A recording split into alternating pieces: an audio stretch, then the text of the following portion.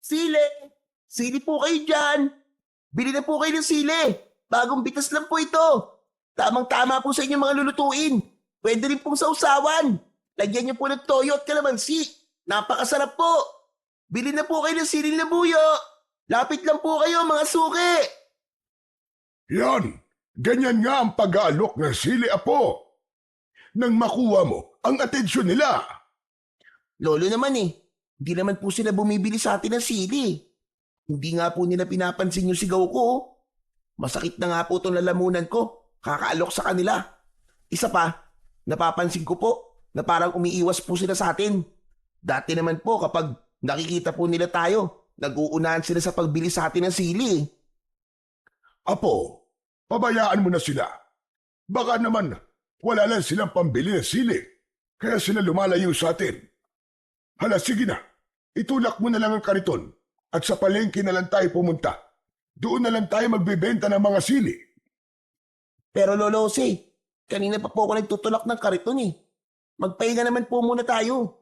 Pagod na po kasi ako. Jesus Mariosep naman na batang ito. Paano ba naman mauubos itong parinda natin kung palagi na lang tayo magpapahinga? Alam mo naman na nagmamadali tayo, hindi ba? Dahil baka maabutan na naman tayo ni Leo at kunin sa atin itong mga paninda natin. Si Lolo naman isang beses pa lang naman po tayo nagpahinga Tsaka kalahating araw na po tayo naglalakad, Lo. Pagod na po talaga ako Hindi po ba kayo napapagod sa pagtutulak ng kariton? Aba, syempre naman napapagod din ako. Gusto ko rin naman na magpahinga tayo. Kaya lang, mas kailangan nating magtinda para meron tayong pambili ng ating pagkain. Tama na ang pagrereklamo mo. Tamad lang ang nagpapahinga, Apo. Hindi naman po ako nagrereklamo Talagang pagod na po ako sa pagtutulak ng kariton Isa pa, tingnan nyo naman po. Walang bawas ang tinda natin. Simula po nung ipagbawal ni Mayor Aragon ang pagtitinda ng sili, natakot na po ang mga tao na bumili sa atin. Pero Lolo, bakit po kaya ipinagbabawal ni Mayor Aragon ang pagtitinda ng sili? Abay malay ko. Palibasa, takot sa kanya ang mga tao. Kaya ginagawa niyang biro ang hanap buhay ng mga katulad nating naghihirap.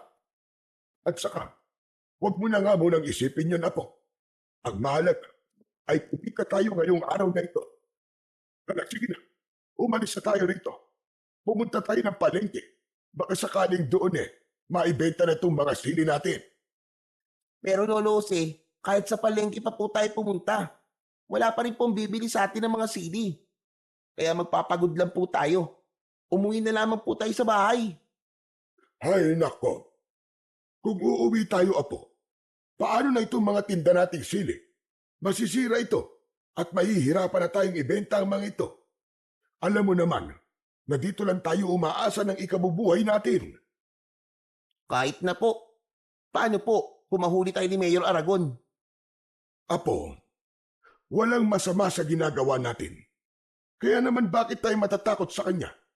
Hindi ba't galit ka sa mga duwag? Bakit ka natatakot ngayon? Hindi ka na ba matapang? Aba, matapang po ako, Lolo Jose, no? Nagmana po kaya ako sa inyo. Ang inaalala ko lang naman po ay ang kalagayan po ninyo. Baka po kasi malaman ni Mayor na nagtitinda rin tayo ng sili. Baka masaktan po nila kayo. Hindi po ba't mainit ang dugo sa inyo ni Mayor Aragon? Dahil hanggang ngayon, ayaw niyo po na ibenta sa kanila ang lupa niyo? Ay nako, pambihira ka naman talagang bata ka, oo. Bakit mo naman pinoproblema ang mga bagay na yun? Abay problema yun ng matatanda. Huwag mo nang alalahanin yun. Dahil kahit na anong gawin na pagpapahirap sa akin ni Aragon, ay hindi niya makukuha ang mga lupain ko. Aba, minana ko pa yun sa mga magulang ko. Pero, paano po, Lolo? Kung patayin ka po nila, tayo, kagaya ng ginagawa niya na panggigipit sa iba. Wala nang pero-pero. Hindi natin kailangan pag-usapan ng tungkol dyan. Hala, sige na. Magtulak ka na nga ng kariton at mag-alok ka pa ng sili sa kanila. At kapag nakaubos na tayo ng maaga, ay uuwi rin tayo kagad sa bahay at ipagluluto kita ng paborito mong pansit bato. Hala, talaga po, Lolo Jose? Hindi po ba kayo nagbibiro? Mukha ba ako nagbibiro, Buboy? Basta't sumigaw ka pa ng malakas na malakas para marinig nila ang inaalok mong sili. Wala nang nagawa ang may 10 taong gulang na batang si Buboy, kundi ang sumunod sa utos ng kanyang lolose. Paulit-ulit siyang sumigaw ng malakas para mag-alok sa mga tao.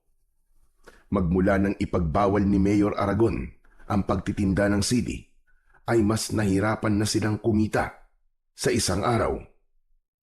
Hinala ni Lolo Jose, ginagawa lang yon ni Mayor Aragon para gipitin siya at mapilitan siyang ipagbili ang kanyang lupang sinasaka. Subalit nanindigan ang matanda na kahit na anong mangyari ay hindi nito ipagbibili ang lupang minanapa niya sa kanyang mga magulang. Lalo na at nalaman niya na pagtatayuan yun ng malaking gusali para sa isang malaking pasugalan. Batas ni Mayor Aragon ang nasusunod para silang mga preso sa loob ng baryo ng Garoma.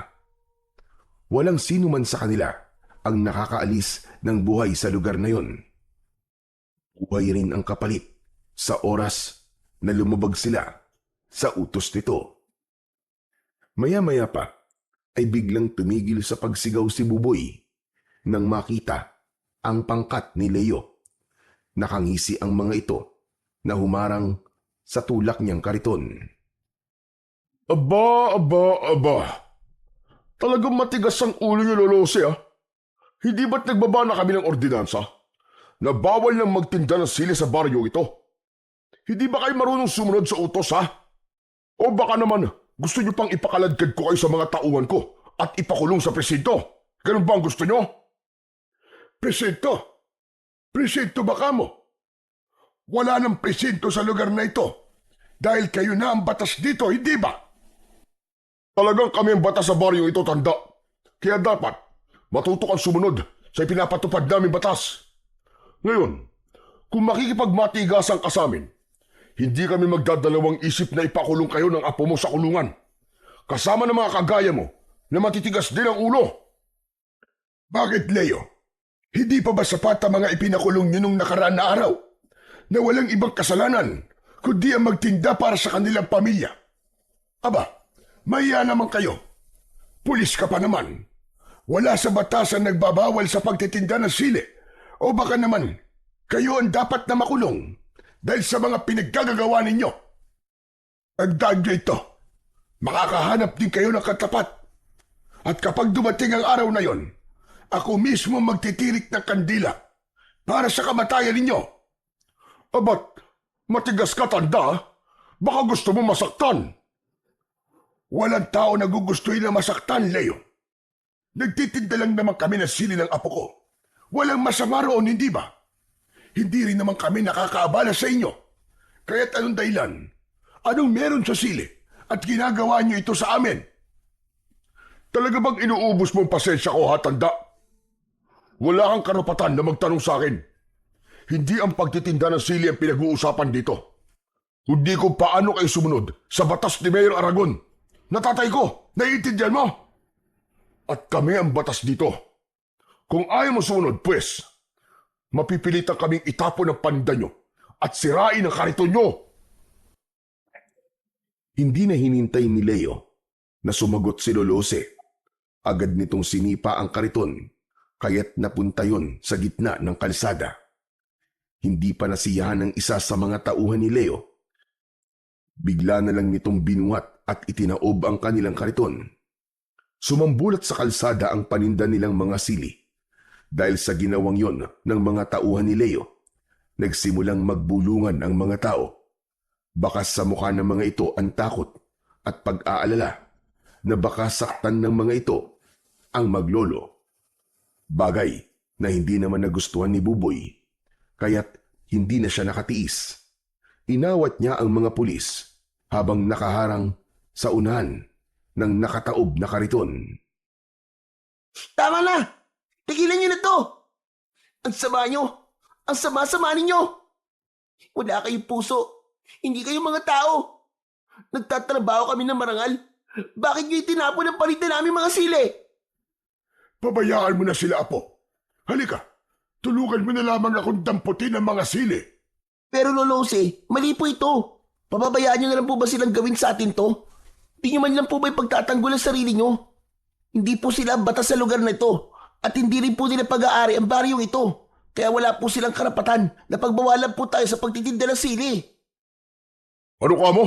Ang tigas mong manalitang bata ka. Baka gusto mong ikaw ang itaktak namin dyan sa kalsada. Huwag niyong sasaktan ang apo ko. Hindi na kami magtitinda ng sili. Maawa na kayo. Huwag niyo nang patulan ng bata. Lolo, wala po silang awa. Kaya hindi niyo po kailangan magbakaawa sa mga yan. Mga halimaw po sila, Lolo. Apo, tama na. Sige na, pulutin na natin ang mga sili. Huwag mo na silang intindihin. Ang mahalaga, hindi naman nasira ang ating kariton. Yumuko si Lolo Jose para damputin ang mga nagkalat na sili sa kalsada.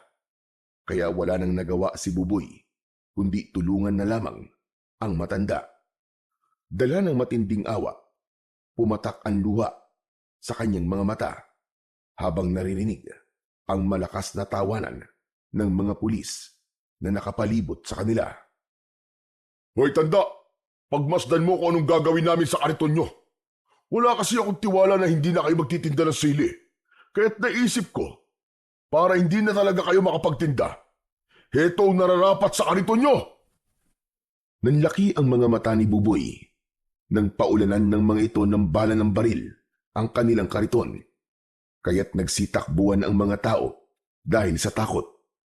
Nang mga sandaling yon, ay hindi na napigilan pa ni Buboy ang kanyang sarili. Hinawakan niya ang kamay ng isa sa mga pulis ni Leo at pilit na ibinaba ang hawak nitong baril. Nilambitinan niya ang braso nito at hindi pa siya nakontento. Kinagat niya ito sa kamay. Napasigaw ng malakas ang lalaki at muntik siyang barilin. Pabalyasan itong itinulak pero muli niya itong pinigilan. Tama na po! Maawa na po kayo sa kariton namin. Nakikiusap po ako. Wala po kami ginagawa masama sa inyo. Nagtitinda lang naman po kami ng sili. Ito lang po ang hanap buhay namin kaya parang awa niyo na po. Ibaba niyo na po ang mga baril niyo. Huwag niyo po sirain ang kariton namin. Nakikiusap po ako. Pabayaan mo na sila, Apo. May karma rin ang mga taong yan. Akala ko ba kanina, ayaw mo magbakaawa sa akin si Lolose. Dahil nasabi mo wala kaming awa. Tapos ngayon, ikaw ang naririnig ko nagmamakaawa sa akin? Pambihira. Parang gusto ko pa yatang matuwa sa ginagawa mo eh. Dahil ang kariton na yan ay mahalaga sa buhay ni Lolo Jose. Kaya't nakikiusap po ako, Mang Leo. Huwag niyo na po sirain ang kariton namin. Pasensya ka na, bata. Pero wala akong awa eh. Wala akong pakialam sa kariton nyo. Isa pa, huli na para pigilan mo pa kami dahil nawasak na namin ang kariton nyo. Kung sa simula pa lang hindi na kayo nagmatigas, hindi na sana humantong pa sa ganito. Ang lagay eh, kasalanan pa namin ng apo ko ang nangyari sa kariton. Tatandaan ko ang araw na ito. Darating din ang parusa para sa inyo. Dahil sa sinabing yon ni Lolo Jose, mas lalong tumindi ang galit ni Leo. Tumayo ito at inutusan ang mga pulis na ubusin ang bala sa kariton ni Lolo Jose at Buboy. Sinikap ni Buboy na pigilan ang mga ito, ngunit itinulak siya ng lalaking hawak niya sa braso. Nawalan siya ng balanse at tumama ang kanyang ulo sa bato. Naramdaman niya ang pag-iinit ng kanyang ulo at napansin niya ang mapulang likido na umaagos sa kanyang noo. Nang makita yon ni Lolo Jose, ay agad itong lumapit sa kanya. Diyos ko, ang apo ko! Tulungan niyo kami! Ang apo ko! May dugo ang ulo niya! Saklolo! Tulungan niyo kami! Dala ng labis na sakit na nararamdaman ni Buboy, unti-unting nagdilim ang kanyang paningin hanggang sa mawalan siya ng malay. Takot na takot si Lolo Jose nang buhatin si Buboy at dinala sa tabi ng kalsada. Sakto naman ang pagdating ni Kapitan Maro na isa rin namang kaalyado ni Leo. Ano ka ba naman, Kapitan? Bakit ngayon ka lang dumating? Hindi mo ba alam na ang maglolo na yan ay nahuli ko nagtitinda ng sili? Pagsabihan mo mga yan, ha? At baka pati ikaw samain sa akin. Sa susunod na makita ko pa nagtitinda pa sila rito ng sili, alam mo na kung anong mangyayari sa pamilya mo. Naiintindihan mo? Sunod-sunod na napatango si Kapitan Maro at bakas ang takot sa mukha nito. Nang umalis ang mga pulis at si Leo, saka naman nilapitan ni Kapitan Maro si Lolo Jose na halos maiyak sa labis na pag-aalala kay Buboy. Sapo-sapo ng palad ng matanda ang dumudugong ulo ng kanyang apo. Tulungan mo ako, Kapitan Maro. Ang apo ko, dali natin siya sa ospital. Subalit umiling si Kapitan Maro at sinabi nitong sarado ang ospital, pati ang malapit na pagamutan. Siya na lang daw ang gumamot kay Buboy. Ang magagawa lamang daw nito ay ang ihatid sila sa kanilang bahay. Kaya naman, wala nang nagawa si Lolose, kundi ang iwanan ang kanyang paninda at iuwi si Buboy sa kanilang tirahan. Samantala, sa kabilang dako naman, habang nakasandal sa pader si Efren, umalingaw-ngaw ang sigaw ng pulis na nagbukas ng kulungan niya. Sinabi ng pulis na laya na siya at huwag na siyang babalik sa bilibid. 10 taon siyang nakulong sa salang pagpatay sa matanda na si Benito na pinuno ng mga aswang sa kanilang baryo. Isang paratang na hindi naman niya ginawa. Maswerte lang siya at isa siya sa mga nabigyan ng parol para makalaya ng maaga. Isang malalim na buntong hininga ang pinakawalan ni Efren. Dinampot niya ang bag, saka siya lumabas ng kulungan. Walang pamilya na susundo sa kanya dahil nalaman niya na namatay na ang kanyang asawa pagkatapos nitong manganak. Ang huling balita na lamang niya ay nasa pangangalaga ni Lolose, ang kanilang anak. Sumulat ito sa kanya at sinabing lumipat ang mga ito sa baryo ng Garoma, sa lugar mismo ng kanyang asawa na si Marisa. Maya-maya pa ay dumaan sa harapan niya ang isang truck na puno ng kahoy. Kinausap niya ang driver at tamang-tama ang biyahe nito ay doon din sa baryo na pupuntahan niya. Pagkalipas ng ilang oras na biyahe, pagbaba niya sa tulay ay nagpasalamat siya sa driver. Bago siya iniwan sa lugar na yon, sa tapat mismo ng arko ng baryo. Hindi siya pamilyar sa lugar na yon. Kaya naman, punong-puno ng pag-aalala ang kanyang dibdib. Wala siyang makitang sasakyan. Wala ring mga bahay na nakatayo sa gilid ng kalsada. Kahit ang mga tao sana na pwede niyang pagtanungan ay wala rin. Kaya't nagpasya na lamang si Efren na maglakad papasok sa baryo. Anak nang, pambihira naman buhay to. Ilang minuto na ako naglalakad pero wala pa rin sasakyan. Kapag nagkataon, dito pa yata ako matutulog sa kalsada. Ano ba kasing klaseng lugar ito? Saglit na napahinto sa paglalakad si Efren. Dahil sa wakas ay may nakita na siyang mga tao. Ngunit abala ang mga ito sa pagtingin sa lalaking nakahiga sa lupa. Nagmamadali si Efren na lumapit sa mga ito. Magtatanong sana siya nang mapansin ang lalaking dilat ang mga mata. Nakaluwa ang lamang loob at halos maputol ang leeg. Sa hibla ng mga buhok na nakapulupot dito, natitiyak niyang aswang ang pumatay sa lalaki. Diyos ko, hanggang dito ba naman? Meron pa rin mga aswang? Hinahabol yata ako ng mga aswang. Kailangan mahanap ko kagad ang anak ko. at iaalis ko siya sa lugar na ito. Nagsimula si Efren na magtanong sa mga tao. Subalit lahat ng lapitan niya ay umiiwas at hindi nakikipag-usap sa kanya. Wala siyang natanggap na impormasyon na makapagtuturo sa bahay ni Lolose. Pinili na lamang niya na umalis sa lugar na yon at ipagpatuloy ang kanyang paglalakad. Hanggang sa madaanan niya ang isang lalaking pilay at isang magandang babae na may dala na labahin. Nilapitan niya ang mga ito at nagtanong, Sandali lang, miss. Pwede ba magtanong? Ito ba talaga ang baryo ng Garoma? Pasensya na. Hindi kasi ako taga rito eh. Tama ba tong lugar na napuntahan ko? Tsaka, baka naman may kilala kayong Lolose." Tumango ang babae bilang tugon sa tanong ni Efren. Nagulat siya dahil pipi ang babae. Kaya ang sumagot sa kanyang tanong ay ang lalaking pilay na kasama nito. Ayon sa lalaki, ay kilala nito si Lolose at tama ang lugar na pinuntahan niya.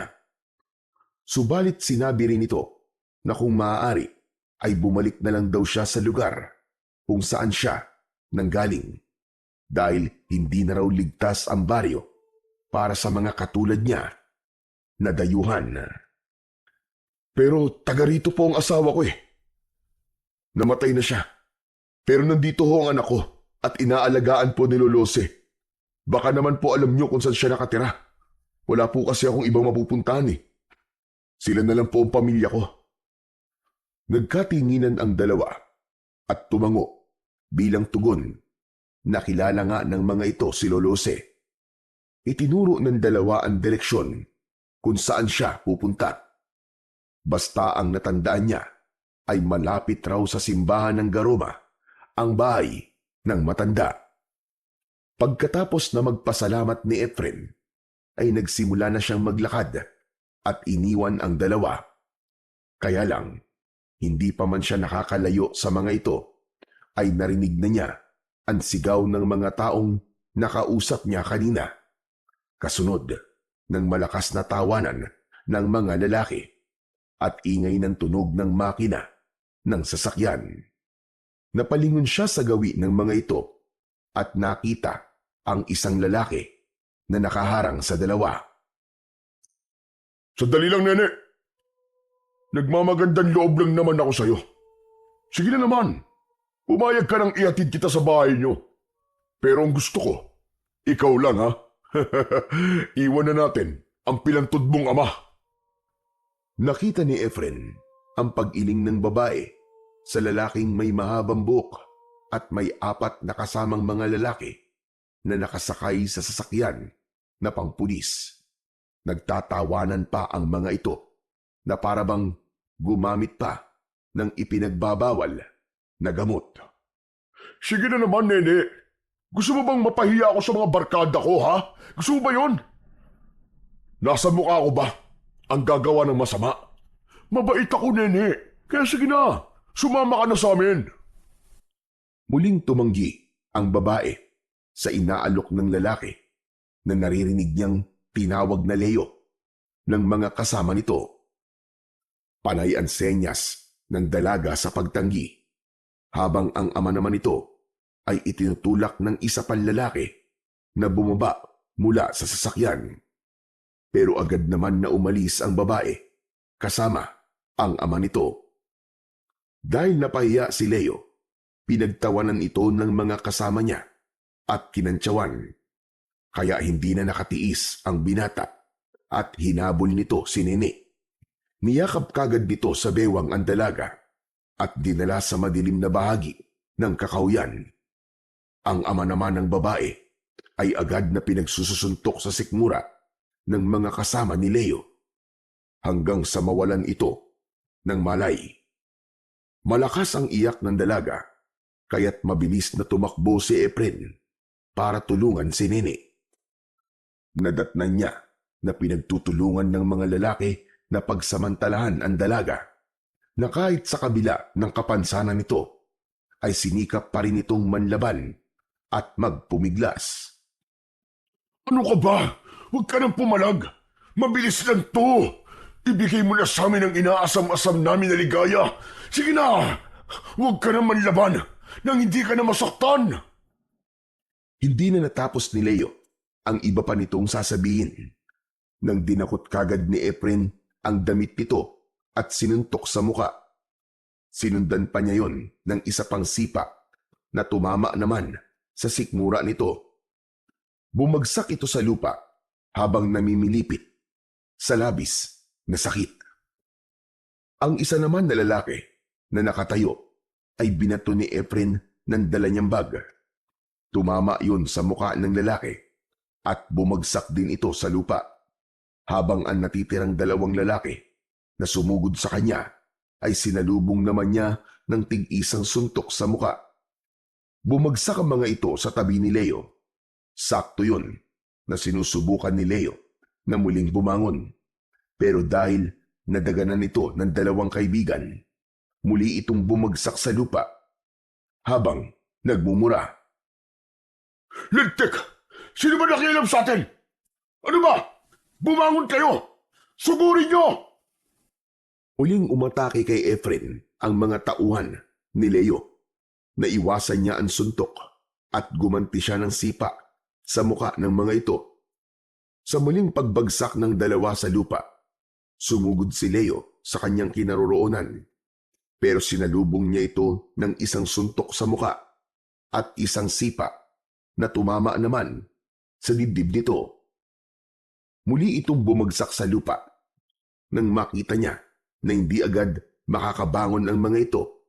Sa kanya binalingan ang dalaga na umiiyak habang nakahiga sa damuhan. Inalalayan niya itong tumayo at inilayo sa mga lalaki. Sa sobrang galing ni Efren sa pakikipaglaban, ay walang nagawa ang pangkat ni Leo. Sinubukan pa ni Leo na bumangon at dumukot ng liyabe sa bulsa. Pero wala itong nagawa sa bilis ng paa ni Efren. Halos pasadsad sa lupa na muling bumagsak si Leo. Umalsik ang liyabe nito at hindi kagad nakabangon. Huhugot sana ito ng baril, pero maagang nasipa ni Efren ang kamay nito. Naagaw niya yon at itinutok sa muka ni Leo. Sige, subukan mo. Isang maling kilos mo lang. Sambulat ang ulo mong hayop ka. Nakita ni Efren na dahan-dahan na rin na bumubunot ng baril ang mga kaibigan nito. Pero agad na nagpaputok ng baril si Efren. Tumama yun sa lupa sa pagitan ng hita ng isang lalaki. Kaya nahinto ang pagtatangka nitong lumaban. Isang pagkakamali nyo lang. Katapusan na maliligayang araw nyo, mga jablong buwang.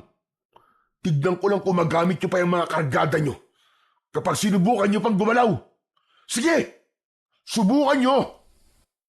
Dahil sa bantang yun ni Efren, bumakas ang takot sa mukha ni Leo na natututukan niya ng baril sa mukha.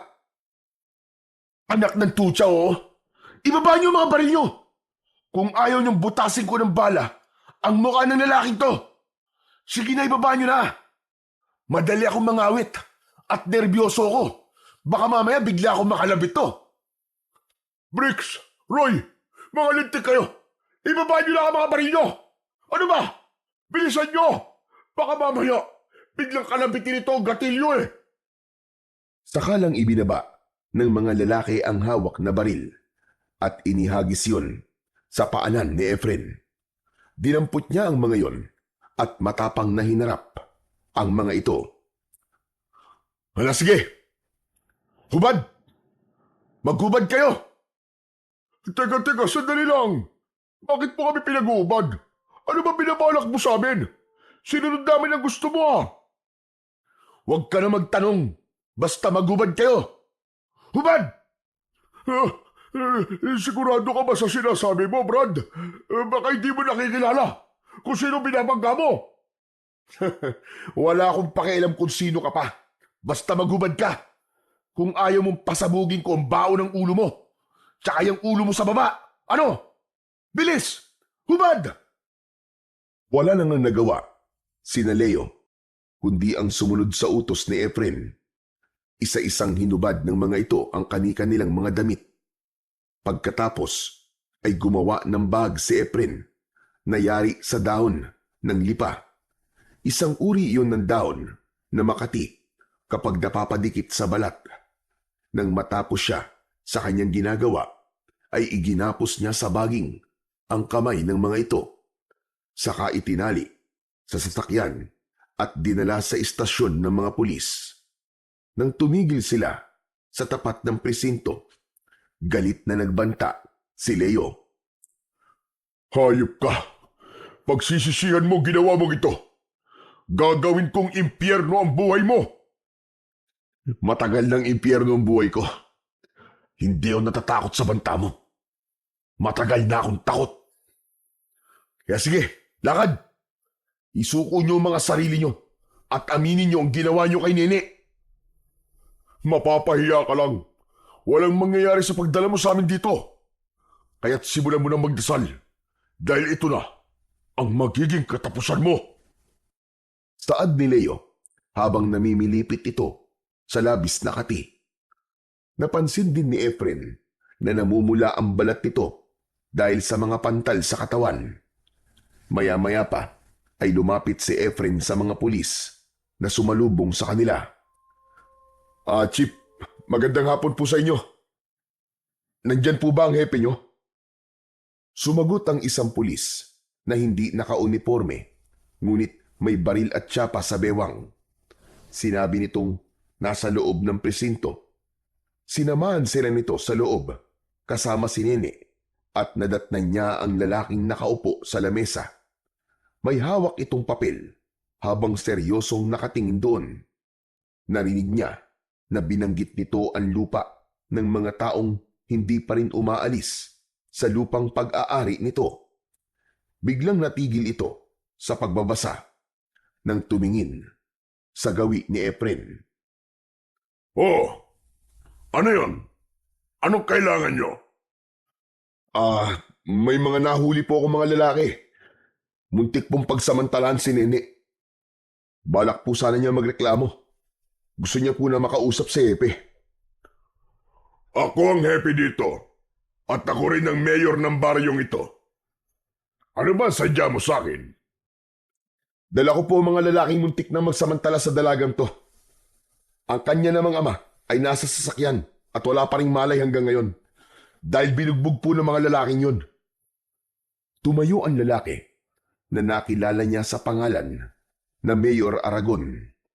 Sa unang pagkikita pa lang nila ay naramdaman niya ang kakaibang bigat sa presensya nito. Kaya mas tinatagan niya ang kanyang loob at sinalubong ang matalim nitong tingin. Ang inaalala lang niya ay ang dalagang kanina pang takot na takot at gusto nang umalis. Para bang ayaw nitong magreklamo sa mga lalaking muntik nang manggahasa sa kanya. Lalo na nang biglang nagsalita si Mayor Aragon. Madali naman akong kausap eh. Lalo na sa mga inargabiyado ng anak kong si Leo. Kaya pala malakas ang loob ni Leo eh. Dahil mayor palang tatay niya. Hindi ang pagiging tatay at mayor ko ang pinag-uusapan dito, kundi ang reklamo ng dalagang dinala mo rito. Sa tingin ko, hindi ka taga rito, kaya hindi ka natatakot sa akin. Bakit naman ako matatakot sa inyo? Wala naman akong ginagawang masama. Dapat pa nga po ay magpasalamat ka dahil may pumigil sa anak mo na magkasala. Hindi mo yata ko naiintindihan eh. Anak ko si Leo at dito sa baryong ito, batas ko ang nasusunod. Kaya hindi ko kailangan magpasalamat sa'yo. Dahil anak ko mismo ang pinag-uusapan natin dito. Kung gusto mo, tatanungin ko yung babaeng muntik pansamantala ng anak ko. Kukunan ko kayo ng statement para legal ang gagawin yung demanda. Ikaw naman, Iya. Ano ba talaga nangyari sa'yo, ha? Mukhang tinatakot nyo naman si Nene eh. Hindi nyo ba alam na pipi siya? At wala siyang kakayang magpaliwanag sa inyo? Wala akong pakialam kung pipi siya o ano ang kapansanan niya. Isang iling at tangulang ang isasagot niya sa mga tanong ko. Kaya iha, sumagot ka. Tinatanong kita, ano ba talagang gusto mong ireklamo sa anak ko, ha? Dahil sa malakas na boses ni Mayor Aragon, ay napatakbo sa labas ng presinto si Nene. Wala nang nagawa si Efren, kundi ang tumayo at pigilan ito. Ngunit natutukan na siya kagad ng baril ni Mayor Aragon. Hoy lalaki, subukan mo lang nahabulin ang babae na yon at papuputukan ko ng baril ang ulo mo. Ang tangkasa ng paghabol ni Efren sa dalaga ay natigil at napalingon sa gawi ni Mayor Aragon. Lumapit ito sa kanya at sinuntok siya sa muka. Sabay tutok din ng baril sa kanyang noo. Wala naman palang gustong ireklamo ang dalagang yun eh. Pinipilit mo. Alam mo ba kung sino ang gusto mong ipakulong sa akin? Ha? Siya ang kaisa-isa kong anak. Kaya lahat ng mga taong mananakit sa kanya, pinapatay ko. Gusto kong itatak sa isip mo na walang makakatalo sa akin, lalo na sa batas na ipinapatupad ko. Nagkakaintindihan ba tayo? May katapusan din ang pagiging mayor mo. Matapang ka lang dahil nasa posisyon ka at may hawak ang baril. Pero isinusumpa ko na magbabayad kayo sa lahat ng kasamaan ninyo. Huwag kang masyadong matapang dahil nandito ka sa teritoryo ko. Wala kang lugar dito, kaya mabuti pa, umalis ka na sa baryong ito. Mayor, kung saan ako nakatayo, yun ang teritoryo ko. Ano ka mo? Matigas ka, ha? Kung ganun, ako mismo magpapatapon sa'yo sa labas ng baryong ito. Hala, sige lakad! Ibabalik kita sa pinanggalingan mo! 2 palo ng baril sa ulo ang naramdaman ni Efren. Halos manlabo ang kanyang paningin nang isakay siya sa sasakyan na pag-aari ni Mayor Aragon. Pagkalipas ng kalahating oras, ay narating nila ang dulo ng tulay. Saka pabalya siyang itinulak sa labas ng arko ng baryo. Ibinato sa kanya ang dala niyang malaking bag, kasunod ng pagduro nito sa kanyang muka. Hindi ako nakikipaglokohan, lalo na sa mga estranghero na kagaya mo. Magpasalamat ka at mabait pa ako. Binibigyan kita ng pagkakataon na umalis sa baryong ito. Pagkatapos ng ginawa mo sa anak ko, doon pa lang sana sa presinto, pinatay na kita. May kasalanan ng anak mo, kaya ako siya sinaktan. Ako, ano bang kasalanan ko? Para ganituhin niyo ako. Malaki ang kasalanan mo dahil sinaktan mo ang anak ko, Arcilio. Kung saan ka man nanggaling, bumalik ka na sa lugar mo at huwag ka nang babalik dito. Sa sobrang galit ni Mayor Aragon, dinakot nito ang damit ni Efren at pinagbantaan. Tandaan mo ito. Ni anino mo, ayoko nang makita sa baryo ng Garoma. Kung ayaw mong pakainin kita ng bala. Sabay suntok sa kanyang muka. Bumagsak siya sa lupa habang hindi inaalis ang paningin sa muka nito. Akma na sanang tatayo si Efren, pero muli siya nitong tinutukan ng baril sa noo. Huwag mo nang subukan lumaban dahil mapapadali lang lalo ang buhay mo. Hindi ko na uulitin ang sinabi ko sa iyo kanina. Huwag ka nang babalik sa baryong ito. Hindi mo ako mapipigilan. Babalik ako at dudurugin ko kayo ng anak mo. Dala ng labis na galit ni Mayor Aragon, hinampas siya nito ng baril sa muka. Saka ito sumakay sa sasakyan at umalis sa kanyang harapan. Bumangon si Efren at tumayo habang pinupunasan ang dugo sa kanyang labi. Hindi niya inaalis ang kanyang paningin sa papalayong sasakyan ng mga ito. Dinampot niya ang kanyang bag sa lupa, saka isinukbit sa kanyang balikat. Hindi siya umalis. Sa halip, bumalik siya sa baryo ng Garoma. At dahil nilakad lamang niya ang kalsada, naabutan na siya ng pagdilim sa daan. Tanging ang liwanag lang ng buwan ang nagsisilbi niyang tanglaw sa dinaraanan niya. Maya-maya pa ay bigla siyang nakarinig ng tunog ng pag-angil. Sa unahan yun ng daan. Ganun na lamang ang panlalaki ng kanyang mga mata nang makita ang isang nilalang na nakaupo na nakatalikod sa kanya. Lumulutang ang buhok habang abala ito sa paglantak sa katawan ng isang babae. Kitang-kita niya ang pagkikisay ng paa ng biktima. Mabilis niyang dinukot ang bote ng langis na may dinikdik na sili sa kanyang bulsa.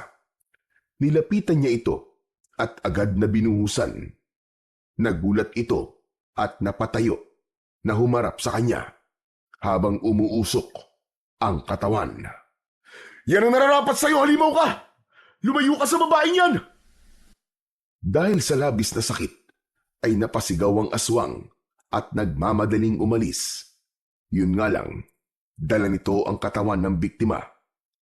Hindi na naabutan pa ni Efren ang nilalang na tumakas dahil masyadong madilim ang daan. Kaya nagmamadaling umalis sa lugar na yon si Efren. Pagkalipas ng ilang minuto, ay narating niya ang sentro ng baryo ng Garoma. Nakita niya na marami pa rin tao sa daan, kaya hindi siya nahirapan na magtanong kung nasaan ang bahay ni Lolose. Ngunit nabigo siyang makatanggap ng maayos na sagot sa mga ito. Kaya sa uli, sa simbahan siya pansamantalang nakituloy at nagpalipas ng gabi. Samantala, sa bahay naman ni Lolose ay nagising si Buboy. Bumangon siya at hinawakan ang ulo na may benda. Inilinga niya ang kanyang paningin sa paligid. Napansin niyang madilim na sa labas. Maya-maya pa, bumukas ang pinto. Pumasok si Lolose na may dalang pagkain. Buboy, Apo! Mabuti naman at gising ka na. Kumusta na ang pakiramdam mo, Apo? Ayos na po ako, Lolose. Medyo masakit lang po ang ulo ko. Ano po bang nangyari? Ayun, nawalan ka ng malay kanina. Mabuti na lamang at mababaw lang ang sugat mo sa ulo. Pasensya na po kayo, Lolose, ha? Oh, bakit ka naman humihingi ng pasensya? Kasi po, hindi ko kayo naipagtanggol kanina eh. Tapos, yun nga, nawalan pa po ako ng malay. Nakakahiya po sa inyo. Dahil pakiramdam ko po, naging mahina po ako sa harap ng maraming tao. Siguro po, ang tingin nila sa akin ngayon eh, isang duwag. Ay nako, Diyos ko naman ang batang ito. Sino ba nagsabi sa'yo na isa kang duwag? Hindi mo ba alam na natakot si Leo kanina? Kaya ayon, nagmamadali silang umalis. Ano? Totoo po? Natakot po sila sa akin kanina? Oo, kaya huwag ka nang malungkot, Apo. O heto, kumain ka na. Ipinagluto kita ng paborito mong pansit bato. Biglang nawala ang mga alalahanin sa isip ni Buboy nang makita ang umuusok na pansit, habang si Lolo Jose naman ay tahimik na nakatingin sa bata. Pagkalipas ng ilang sandali, ay biglang narinig ng matanda ang boses ng lalaki na nagtatawag sa labas. Nagpaalam sa kanya si Lolose at hinarap nito ang tao sa labas. Mula sa loob ng silid ni Buboy ay dinig na dinig niya ang pinag-uusapan ng mga ito. Naghatid ito ng masamang balita na pinatay raw ang mag-asawang abogado. Natagpuan daw ang lalaki sa gilid ng kalsada. Wakwak ang tiyan. Nagkalat ang laman loob sa paligid at nasasakal ng mahabang buhok sa leeg. Habang ang babae naman ay hindi pa raw natatagpuan dahil sa dugo na nagkalat sa lupa. Kaya naman natitiyak na raw ng mga tao na patay na rin ito. Napakuyom ang kamay ni Buboy nang marinig ang sinabi ng lalaki kay Lolose at bumakas ang galit sa kanyang muka. Madalas nang napapabalita ang sunod-sunod na pag-atake ng mga aswang sa kanilang baryo. Hinala ng lahat ng mga tao na kagagawan daw yun ni Mayor Aragon na may alagang mga aswang para patayin ang lahat ng kumakalaban dito. Dahil doon, hindi na napigilan ng matanda ang labis na galit. Mga demonyo! Demonyo talaga! Talagang sagad na sa buto kasamaan ng hayop na mayor na yan. Tipunin mo mga kasama natin bukas. Kailangan na natin pagplanuhan ng maigi ang pagpapatalsik sa alkalde na yan. Bago pa nila tayo maubos, kailangan mapatay na rin natin ang mga alagad niyang aswang. Narinig ni Buboy ang pagtugon ng lalaking kausap ni Lolose. Nagpaalam na ito sa matanda, kasunod ng yabag ng paa, papalapit sa kanyang kwarto. Maya-maya pa ay pumasok ito sa loob. Wala na nag-iisang tagapagtanggol natin, Apo. Pinatay na kagabi ng mga aswang. Diyos ko, nag-aalala ko na baka isang araw ako naman ang guluhin ng mga aswang na yun. Ipagbili ko na lang kaya ang lupain ko, Apo. Huwag po, Lolosi. Ito na lang po natitirang alaala nyo sa mga magulang nyo, di po ba? Ipaglaban nyo po ang karapatan nyo.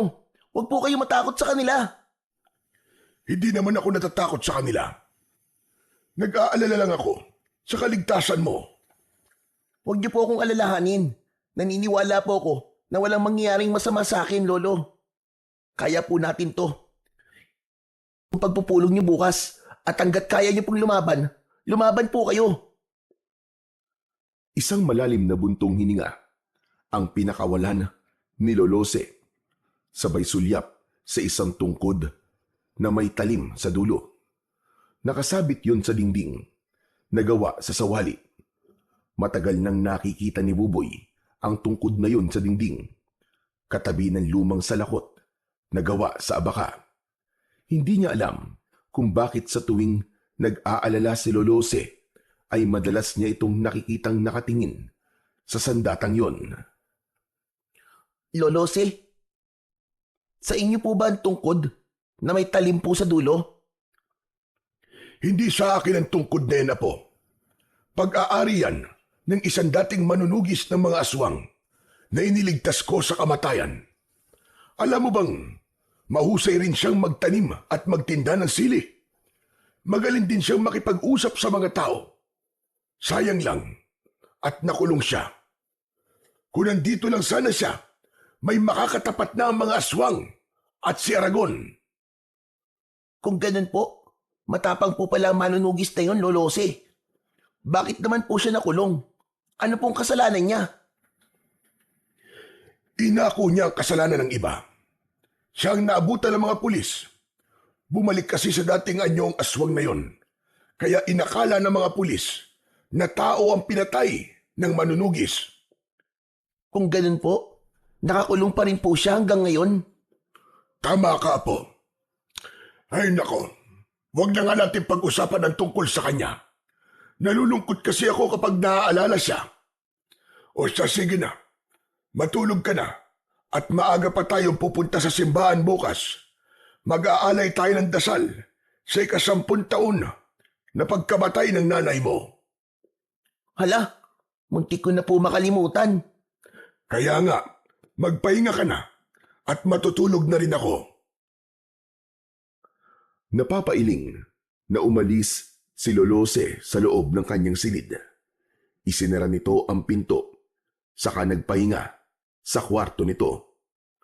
Habang si Buboy naman ay muling nahiga at ipinikit ang mga mata hanggang siya ay makatulog. Kinabukasan ay maagang nagising ang maglolo. Umalis sila at tinahak ang daan papunta sa simbahan. Samantala, sa simbahan naman ay nagising si Efren nang marinig niya ang pagsisimula ng misa. Nasa ilalim siya ng bangko sa likod ng altar, kaya hindi siya napansin ng mga tao doon. Inayos niya ang kanyang sarili at bumangon. Pagkatapos ay lumapit sa mga nakaupong mga tao at nakinig sa sermon ng pari. Inilinga niya ang kanyang paningin at bigla niyang nakita si Mayor Aragon kasama ang anak nito na si Leo. Nakaupo ang mga yon sa likod na bahagi ng simbahan, nakayuko na parabang mga banal. Nakuyom niya ang kanyang kamao at maingat na lumabas ng simbahan. Humantong siya sa tirikan ng kandila kung saan ay nakita niyang may isang bata at matandang lalaki na nakatayong patalikod sa kanya. Nakayuko ang ulo ng mga ito habang nakaharap sa nakasinding kandila. Biglang sumagi sa isip ni Efren na yun ang araw ng kamatayan ni Marisa, kaya naisip niya na ipagtirik ng kandila ang asawa. "Ale, pabili nga po ng kandila, isa lang ho. Ito po ang bayad ko." Ibinigay sa kanya ng babae ang kandila at tumabi siya sa dalawang nakatayo. Balak niya rin na magtanong sa mga ito tungkol kay Lolose. Kaya pagkatapos niyang sindihan ang kandila, ay humarap siya sa mga ito. Tatang, pwede po ba magtanong? May kilala po ba kayong Lolose ang pangalan?" Napaawang ang bibig ni Lolose nang matitigan nito ang lalaki. Bumundol ang kaba sa kanyang dibdib. Hindi siya maaaring magkamali. Si Efren ang nasa harapan niya. Si Efren naman ay agad na nakilala ang matanda. Ang reaksyon nila ay napansin ng batang si Buboy. Sa tingin niya ay matagal nang magkakilala ang dalawa. Efren? Aba, Efren, ikaw na ba yan? Opo, ako po si Efren. Kahapon ko pa po kayo hinahanap, Lolose. Teka, Lolose. Sino po siya? Kilala niyo po ba siya? Dati ko siyang kaibigan, Buboy. Halika, Efren. Sa bahay na tayo mag-usap. Naunang maglakad ang matanda. Habang sina Buboy at Efren naman ay matagal na nagkatitigan. Parang may kung anong lungkot ang nakita ni Buboy sa mga mata ng lalaking kaharap. Nanginginid ang luha nito habang titig na titig sa kanyang muka. Saka lang niya naalala na habulin si Lolose at iniwan ang lalaking kaharap. Lolose, sa atin po ba siya titira? Hindi ko alam, Apo. Baka magbabakasyon lang siya. Hala, sige na. Mauna ka na sa bahay at ipaghanda mo kami ng maiinom. Opo, Lolose. Bago tuluyang umalis, ay sinulyapan muna ni Buboy ang lalaking walang imik na nakasunod sa kanila. Nagtataka man, ay iniwan niya ang mga ito at tumakbo sa kanilang bahay. Samantalang si Efren naman ay para nang hindi humihinga ng mga sandaling yon. Bigla ang pagdagundong ng kaba sa kanyang dibdib na gustong-gusto niyang mayakap ang anak. Ngunit alam niyang hindi yun magiging madali at baka magtaka ang bata sa gagawin niya. Pagdating nila sa loob ng bakuran ng bahay ng matanda, dumiretso sila sa upuan sa ilalim ng puno. Pambihira! Nagulat ako sa pagdating mo at muntik pa kitang hindi makilala. Hindi ko alam na lumaya ka na pala. Kalalabas ko lang po ng kulungan kahapon. At dito po kagad ako nagpunta. Nandito ka ba para bawiin sa akin si Buboy? Opo. Sana po. Hindi na ako magpapaligoy-ligoy pa. Napamahal na sa akin si Buboy at hindi ko alam kung paano ko ipagtatapat sa kanya ang tungkol sa iyo. Alam ko naman po yun. Pero sa tingin ko po, ay kailangan ko na pong ilayo ang anak ko sa lugar na to. Hindi yun magiging madali, Efren. Walang sino man ang nakakalabas dito ng buhay. Dahil bantay sarado ito ni Mayor Aragon. Lahat ng magtatangkad tumakas sa baryong ito ay ipinapapatay niya. Hindi nila maaaring gawin yun, Lolose. Subalit, yun na ang patakaran dito, Efren. Kaya hindi nagawang umalis ni Marisa sa lugar na ito. Ang asawa ko po. Paano po pala siya namatay? Natagpuan namin siya sa loob ng bahay niya na wala ng buhay. Mabuti na lang at ng mga oras na yon ay dinala ko si Buboy sa albularyo dahil nagkasakit ito. Kaya hindi siya nadamay. Pero batay sa itsura ng katawan ni Marisa, marahil ay isang aswang nakubot ang pumatay sa kanya dahil sa mahabang hibla ng buhok na nakapulupot sa kanyang leg. Bukod pa roon, wakwak din ang kanyang tiyan at nawawala ang puso. Mga hayop talaga sila. Pagbabayarin ko ang aswang na pumatay kay Marisa. Isinusumpa ko. Efren, marami ng pinatay ang aswang. Kailangan namin ng kagaya mo para mabigyan mo rin ng hustisya ang nangyari sa asawa mo. Nakahanda po akong tumulong, Lolose. Nag-aalala lang po ko para kay Buboy. Baka malaman niya ang nangyari sa kanyang ina. Kaya nga, hanggang ngayon ay hindi ako nagkikwento tungkol kay Marisa. Pero hindi magtatagal. Malalaman at malalaman niya rin ang tungkol sa nangyari sa kanyang ina. Mas mabuti po na kung wala mo na siyang malalaman tungkol sa nangyari kay Marisa. Hindi niya pa po maiintindihan ng lahat. Masyado pa siyang bata. Habang nag-uusap, sina Lolo Jose at Efren ay nakasilip naman sa bintana si Buboy. Dala ang 2 baso ng kape na iaabot niya sana sa mga ito. Kaya lang ay nakita niyang seryoso ang pinag-uusapan ng dalawa. Hindi kaya siya ang kaibigan ni Lolo Jose? Siya kaya ang nagmamay-ari ng tungkod na may talim sa dulo? Nako, kapag nagkataon, meron na magtatanggol sa amin ni Lolo Jose. Kung ganun, matapang pala siya. Bumakas ang tuwa at pag-asa sa mukha ni Buboy nang maisip niya ang bagay na yon. Maya-maya pa ay ibinalik niya muna ang tasa sa loob ng kanilang kusina at hinayaan niyang mag-usap ang mga ito sa labas. Samantala, hindi naman mapakali si Efren nang marinig ang sinabi ni Lolose. Kung namatay ang asawa ko sa lugar na to, hayaan niyo po ako manatili sa bahay niyo. Paano ang plano mong pagkuha sa anak mo? Sa ako na po iisipin yun. Ang mahalaga sa ngayon, mabigyan ko ng hustisya ang nangyari sa asawa ko. Lolose, ipakilala niyo po ako sa anak ko bilang kaibigan niyo.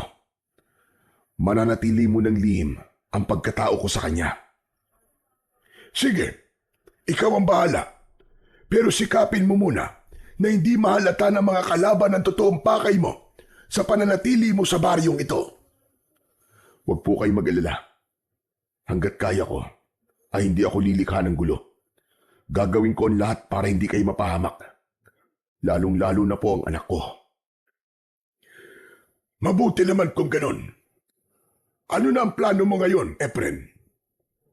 Magtitinda po ako ng sili. Tutal, yun naman po ang dati kong hanap buhay. Habang ginagawa ko po yun, magmamatsyag ako sa mga tao sa baryo. Pero ipinagbabawal ng mga Aragon ang pagtitinda ng sili dito. Paraan nila yun para gipitin ako sa lupa at mapilitan akong ipagbili ito. Nakita mo ba na may benda ang uli ni Buboy? Nakuha niya yon habang nagtitinda kami ng sili ng anak mo. Tauhan ni Leo ang may gawa nun sa kanya. Pati anak ko pinatulan nila. Anak ng teteng. Humanda talaga sila. Hindi magtatagal. Malapit ko ng putuli ng mga sungay nila. Dahil sa ginawa nila sa anak ko. Mas lalo ko silang gagalitin. Pero baka mapahamak naman lalo ang apo ko. Magtiwala po kay Lolose. Ako na po ang bahalang gumawa ng paraan. Isang plano ang nabuo sa isip ni Efren at lihim na sumulyap sa bintana ng bahay ng matanda. Alam niya na kanina ay nakasilip doon si Buboy. Hindi rin niya sinabi kay Lolose na una niyang nakaharap si Leo, kaya natitiyak niyang kaya niyang labanan ang mga ito. Bukod pa roon, hindi alam ng matanda na habang nakakulong siya ay may isang matandang salamangkero ang nagturo sa kanya ng karunungang itim na nagbibigay bisa sa lason ng kahit nanong bagay na gamitin niya sa ritual. At naisip niya na sili ang gamitin niyang lason sa mga aswang. Ang kailangan lang niya ay maibenta ang mga sili sa mga tao bilang bahagi ng pagsasagawa niya ng ritual. Magagawa niya lang yon sa tulong ni Buboy dahil kabisado na nito ang lugar. Ang mabuti pa, pumasok na tayo sa loob ng bahay para naman makapagpahinga ka na. Naunang pumasok sa loob ng bahay, si Lolose. Saka sumunod si Efren. Bumungad sa kanya ang loob ng bahay. Nakita niya ang larawan ni Marisa. Muling bumakas ang galit sa mukha ni Efren nang maalala ang kwento ni Lolose tungkol sa nangyari sa kanyang asawa. Samantala, mula naman sa loob ng silid ni Buboy ay dinig na dinig niya ang yabag ng mga paa ng mga ito. Papasok sa loob ng kanyang silid. Nakita niya ang dalawa na nakatayo sa pintuan. Buboy Apo, halika. Doon ka muna sa kwarto ko matutulog. Dito muna si Efren sa silid mo. Sige na, dalin mo na ang mga gamit mo doon. Ang ibig niyo po sabihin, Lolose, dito na po titira si Kuya Efren? Parang may kutsilyong tumusok sa puso ni Efren nang marinig niya ang sinabi ng kanyang anak na si Buboy. Hindi ako magtatagal dito. May kailangan lang akong gawin. Siya nga pala. Gusto mo bang sumama sa akin sa pagtitinda ng mga sili? Nag-aalalang napatingin si Buboy sa mukha ni Lolose na seryoso rin na nakatingin sa kanya. Lolo, hindi niyo po ba sinasabi kay Kuya Efren na bawal po dito ang magtinda po ng sili? Alam na niya, Apo. Kaya lang, hilig niya talaga ang paglalako ng sili. Isa pa, gusto niyang malaman ang lahat ng pasikot-sikot sa lugar na ito. Hindi naman ako makakasama sa inyo dahil walang maiiwan dito sa bahay. Isa pa, huwag kang mag-alala. Magaling humanap ng paraan si Efren. Mabilidad siya. Paano po si Mang Leo? Ang mga pulis nila na mananakit po sa amin kapag nahuli niya kaming nagtitinda ng sili. Huwag kang mag-alala, Buboy. Sisiguraduhin ko na ligtas ka at hindi ka mapapahamak. Ayos ba yun? Sige po. Sasama po ako sa inyo. Dala ng tuwa ay yumakap si Buboy sa bewang ni Efren. Nagkaroon tuloy siya ng pagkakataon para mayakap ng mahigpit ang kanyang anak. Malungkot naman na lumabas si Lolose. Hinayaan itong mapagsolo ang mag-ama. Sige po, Lolo Efren. Magpahinga na po muna kayo. Para po mamaya, magtitinda na po tayo ng sili. Kaya lang, nasira po ang kariton namin eh. Sinira po ng mga walang niyang pulis ni Mang Leo. Ako na ang bahala sa kariton. Marunong naman akong gumawa nun eh. Nang matapos mag-usap ang dalawa, saka lang umalis si Buboy. Naiwan si Efren sa loob ng kwarto ng anak. Pinagmasdan niya ang mga gamit nito. Pero mas napukaw ang kanyang atensyon sa tungkod na nakasabit sa dingding. Ibinaba niya ang kanyang bag. Sa kanilapitan ang tungkod. Hinawakan niya yon. Kaya hindi niya namalayan na nasa likod na pala niya si Lolose. Hiningatag ko mga yan, Efren. Dahil alam ko na balang araw ay muli ang sasayad sa iyong mga kamay. Panahon na para tapusin ang pag-asik ng lagim ng mga aswang sa baryong ito. Bigyan niyo pa po ako ng sapat na panahon. Kailangan ko lang po ng konting oras para sa mga plano ko. Ikaw ang bahala. Kaya kita kinausap ngayon ay dahil gusto kong malaman mo na madaling makuha ang loob ni Buboy. Kung magpapakita ka ng katapangan sa kanya, mapapadali ang pagtanggap niya sa iyo bilang ama niya. Matapang ang anak mo, Efren. At yun ang minana niya sa ugali mo. Ngunit sa sandaling magpakita ka sa kanya ng kahinaan o kaduwagan, ituturing kanyang isang kaaway. Sinasabi niyo po bang unti-unti kong kunin ang loob niya sa pamamagitan ng pagpapakita ng katapangan sa kanya? Oo, Efren. Para hindi ka mahirapan. Sige na, magpahinga ka na muna. Huwag mo na munang isipin ang kariton. May mahihiraman naman ako. Sige po. Maraming salamat po sa inyo, Lolose. Nang umalis si Lolose, ay nagpahinga muna saglit si Efren sa katre ng kanyang anak, habang nananatiling nakatingin sa bubong. Pagkalipas ng isang oras, ay bumangon si Efren. Nagpalit siya ng damit. Nang matapos sa ginagawa, ay lumabas siya ng kwarto. Nakita niyang naghihintay sa kanya si Buboy sa tabi ni Lolose. Nakangiti ito at handa nang magtinda ng mga sili. Kanina ko po kayo hinihintay, Kuya Efren. Nanghiram na po kasi si Lolo ng kariton sa kapitbahay namin eh. At nahihanda ko na rin po ang mga paninda natin na sili. Ganun ba? Sige, lumakad na tayo. Mabuti pa nga. At kanina pa akong kinukulit ni Buboy na puntahan ka na sa silid mo. Tamang-tama lang ang oras na ito para maglako ng mga sili. Basta't kapag natalaw nyo ang pangkat ni Leo, umiwas na muna kayo para wala ng gulo. Lolo, ngayon pa po ba kami iiwas? Kasama ko na po ang tao magtatanggol sa atin. Oh, panis sila kay Kuya Efren ko. Lagot sila ngayon. Tama na yan, Buboy. Huwag ka masyadong magmalaki sa kanila. Alalahanin mo na armado si Leo. Bago lang dito si Efren, kaya ikaw ang bahalang sumama sa kanya. Huwag na po kayo mag-alala masyado, Lolose. Kaya ko naman pong pangalagaan si Buboy. Oh, narinig niyo po yun, Lolose? Ang astig po, di ba? Ipagmamalaki ko po siya sa mga kaibigan kong nang-aasar sa akin. Tama na nga yan, Apo. Alalahanin mo na hindi taga rito ang Kuya Efren mo. Hindi siya kilala ng mga tao. Baka mapagkamalan pa siyang espiya ni Mayor Aragon. Mas lalo tayo magkakaproblema. Kaya't sige na, umalis na kayo para makabalik din kayo na maaga. Sige po, aalis na po kami, Lolose. Naunang lumabas si Buboy. Saka sumunod si Efren. Nakita nila kagad ang kariton na may kalumaan na at sa loob ay nakalagay ang 3 basket ng sili. Saka magkakasabay nilang itinulak ang kariton. Sa unahan pa lang ng daan ay pinagtitinginan na sila ng mga tao. Nagtataka si Efren kung bakit gano'n na lang ang pag-iwas sa kanila ng mga tao. Pasensya na po kayo, Kuya Efren ha.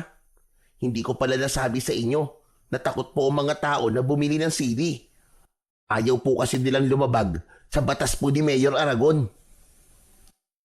Hindi maaari. Kailangan mapilitan sila na bumili sa atin ng sili. Kahit 5 tao lang na magbibigay ng barya kapalit ng sili. Bakit po natin sila pipilitin, Kuya Efren? Ano po bang gagawin niyo po sa barya? Sa ako na lang sasagutin ang mga tanong mo, Buboy. Sa ngayon, magtiwala ka lang sa akin. Sige na, maglako na tayo ng sili. Alukin mo silang lahat. Agad naman nasunod sa utos ni Efren si Buboy. Kaya umalingaw-ngaw ang malakas nitong sigaw. Sili! Sili po kayo dyan! Bili na po kayo ng sili, bagong pitas lang po! Mga suke, bili na po kayo! Paulit-ulit na sumigaw si Buboy, ngunit patuloy rin na lumalayo ang mga tao sa kanila. Habang si Efren naman ay lihim na pinag-aaralan ang kilos ng mga tao. Walang bakas ng pagkahawa ng mga aswang sa mga ito. Maya-maya pa, si Efren naman ang nag-alok ng sili sa mga tao. Ale, bili na po kayo ng sili. Kahit magkano po, ibibigay ko po sa inyo ang lahat ng to. Akma na sanang tatalikod ang Ali kay Efren, pero hinawakan niya ang kamay nito at iniabot ang 1 dakot na sili. Kaya wala nang nagawa ito, kundi ang magbayad. Nakita rin ni Efren ang babaeng pipi na si Nene. Nang magtama ang kanilang paningin, ay nahihiyang nagtago ito sa likod ng ama. Nilapitan niya ang mga ito. Nene, huwag ka na matakot. Hindi naman ako galit sa ginawa mo eh. Naiintindihan ko kung bakit natakot ka. Huwag mo lang isipin ang mga nangyari. At teka, siya nga pala. Nahanap ko na pala si Lolo Jose. Salamat sa inyo ni Mang Pidring ha. Dahil sa sinabing yun ni Efren, bumili ang mga ito ng sili sa kanila. Mabilisan ang kanilang ginawang pagpapalitan. Kaya ang mga nakakitang tao ay mabilis din na lumapit sa kanila at bumili rin ng mga sili. Makakatulong po sa inyo mga sili. Kung totoo pong may aswang na kubot sa lugar na to, malakas na pangontra ang sili sa kanila.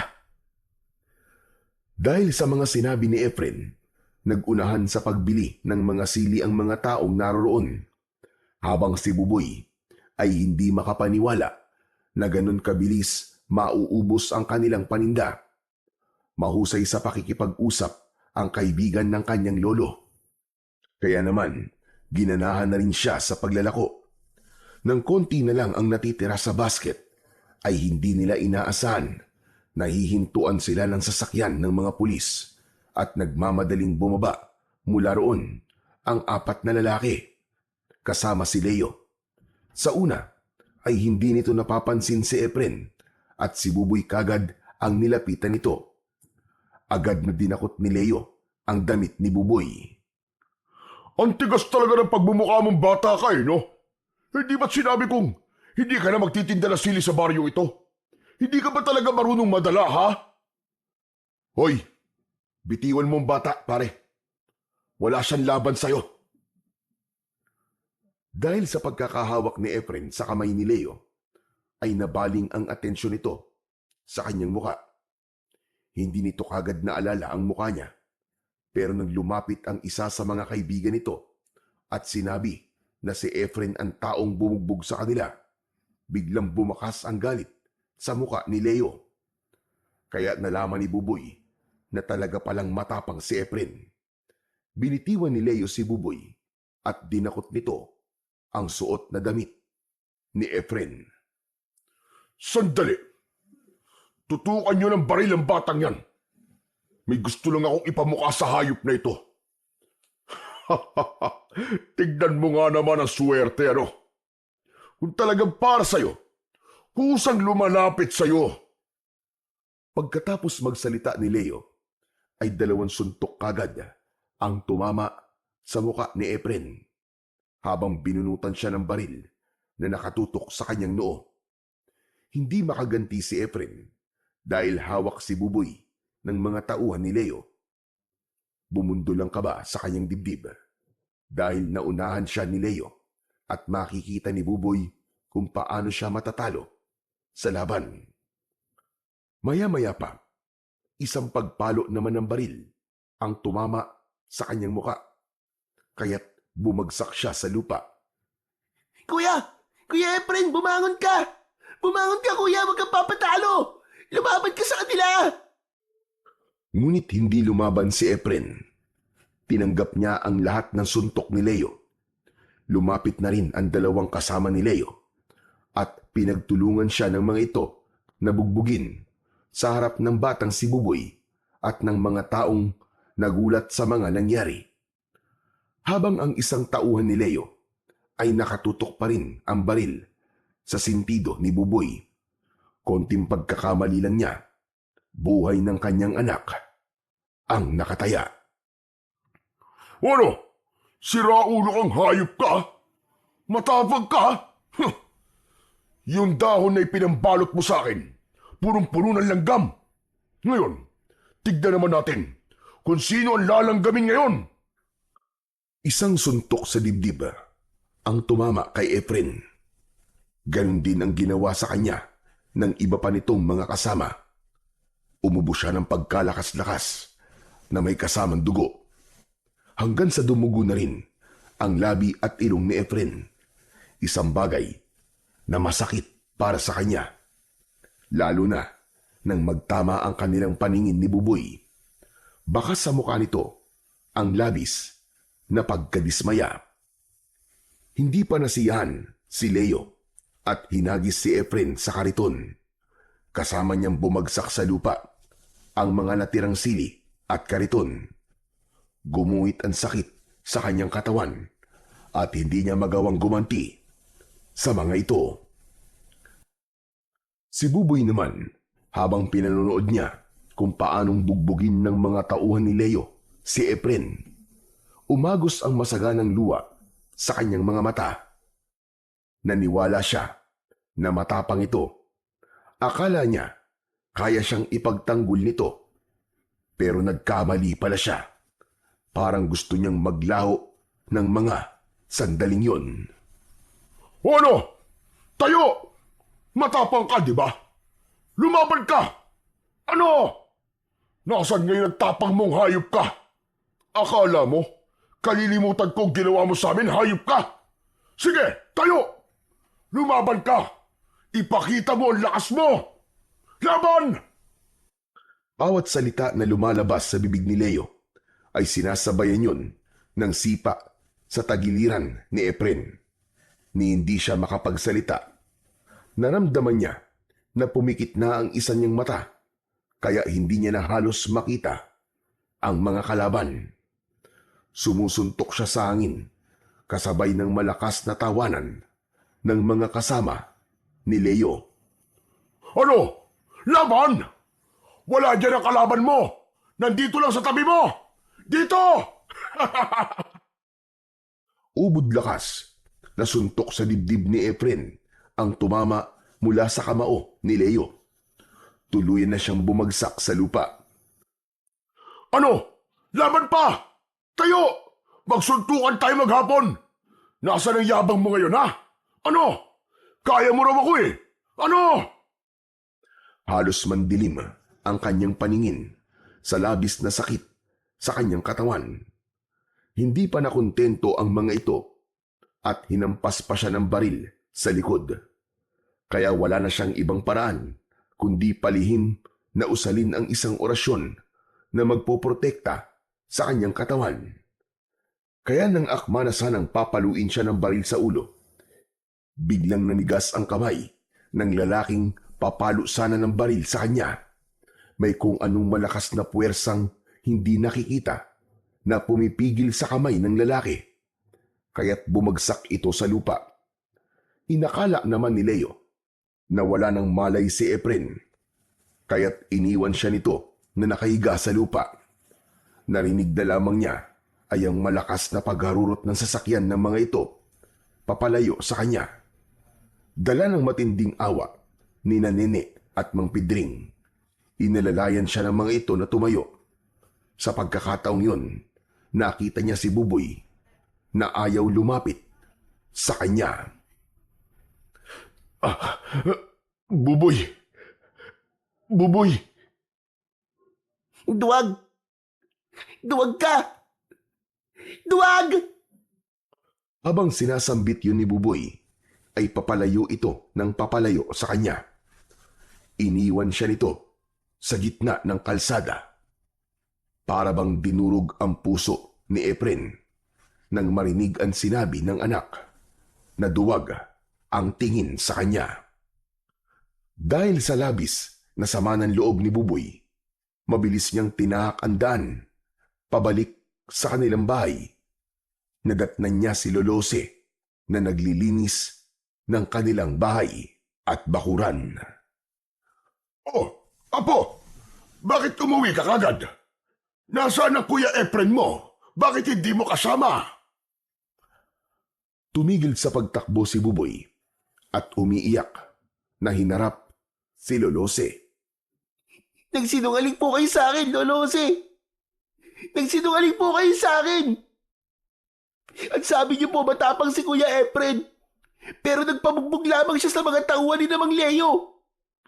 Mahina siya, Lolo. Mahina siya. Isa siyang duwag. Wala siyang kwenta. Niloko niya tayo.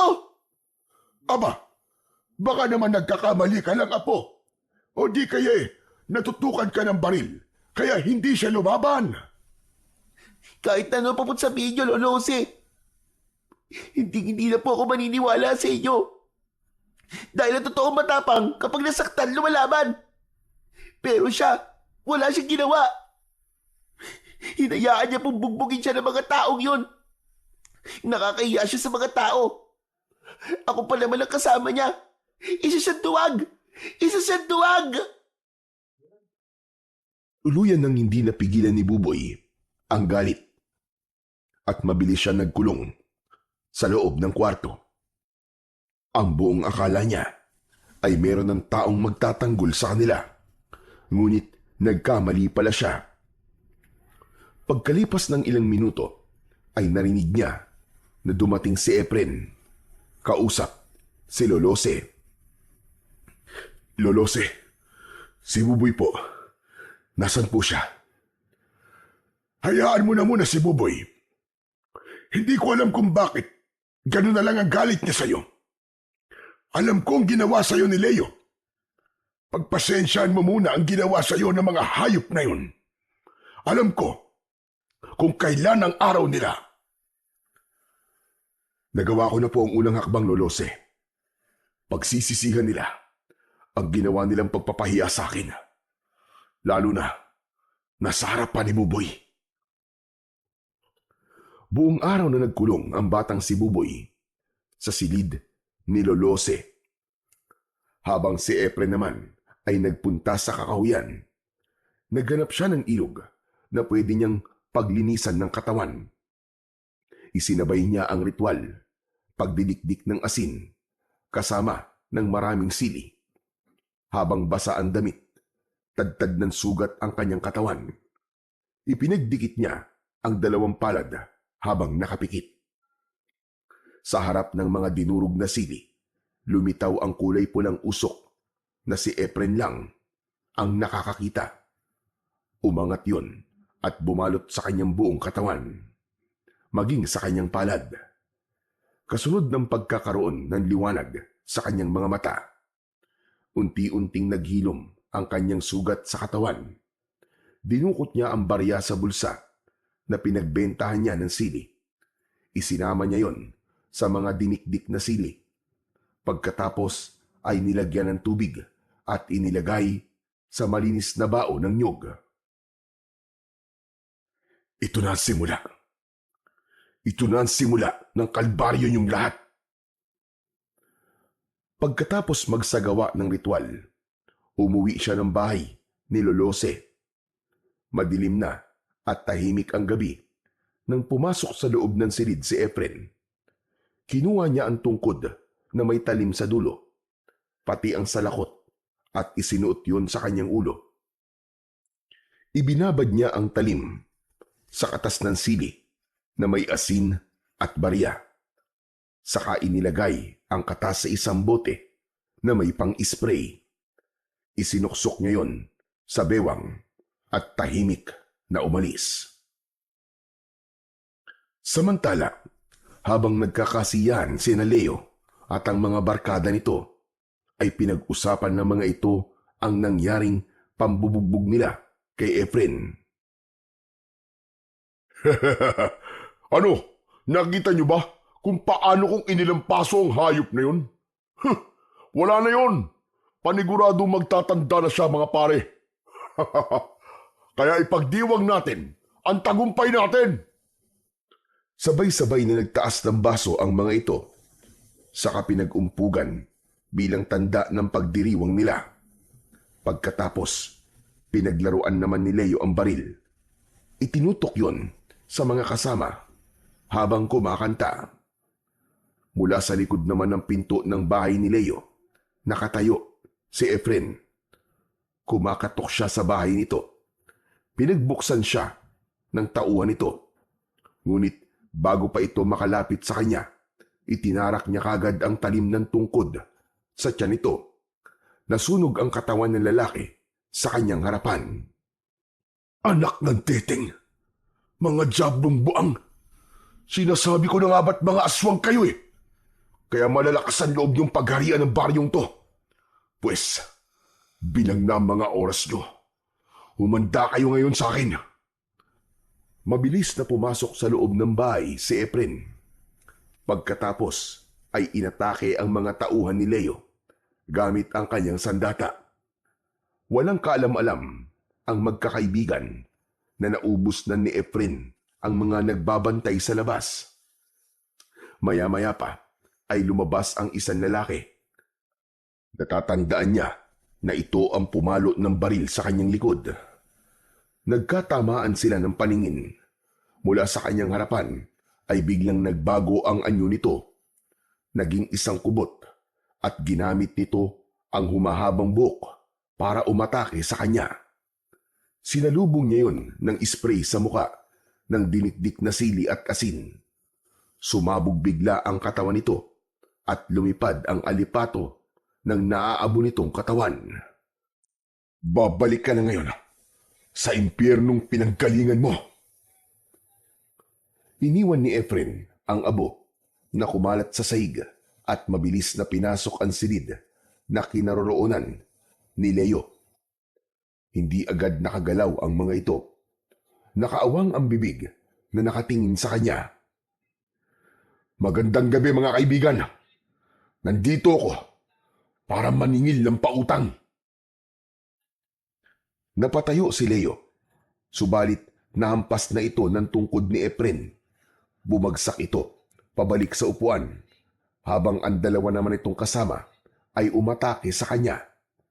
Mabilis na kumilos si Efren.